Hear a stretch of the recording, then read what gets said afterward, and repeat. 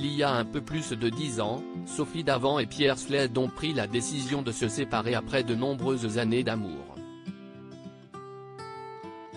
Un choix qui a grandement affecté leur fille Valentine, laquelle a sombré dans l'anorexie. Ce mardi 20 juin 2023 au soir, les fans d'Affaires conclues ont rendez-vous avec un nouveau prime de l'émission d'enchères en région sur France 2. Sans doute l'un des derniers pour Sophie Davant qui a décidé de ne pas rempiler pour une nouvelle saison à la rentrée prochaine.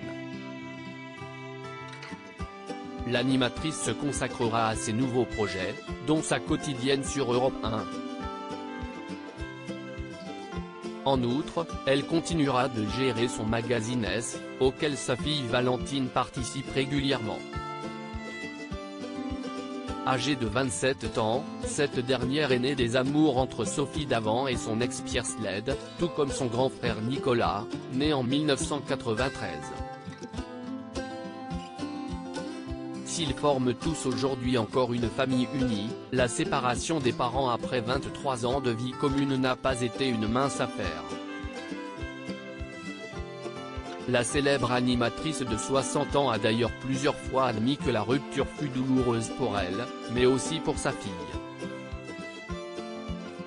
En effet, lors d'une interview pour Le Parisien paru en 2015, la compagne de William Lémergie avait révélé que sa cadette avait souffert d'anorexie suite au divorce de ses parents en 2012.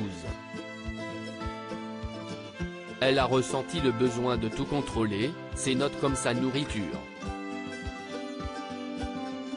Si elle a eu son bac ES avec mention très bien, elle nous a inquiétés en tombant dans l'anorexie jusqu'à devenir très affaiblie, rapportait Sophie Davant à nos confrères. Et d'ajouter, elle fuyait tous les repas, et cela a été une période difficile. Heureusement, cette période, Valentine l'a dépassée et semble désormais épanouie dans sa vie.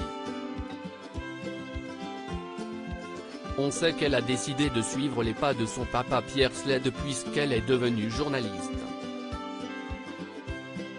Et si est dans le milieu culinaire qu'elle s'est spécialisée, collaborant même déjà dans l'ombre pour Le Meilleur Pâtissier, M6. Elle utilise également sa plume pour les Hardy, le média du beau et du bon.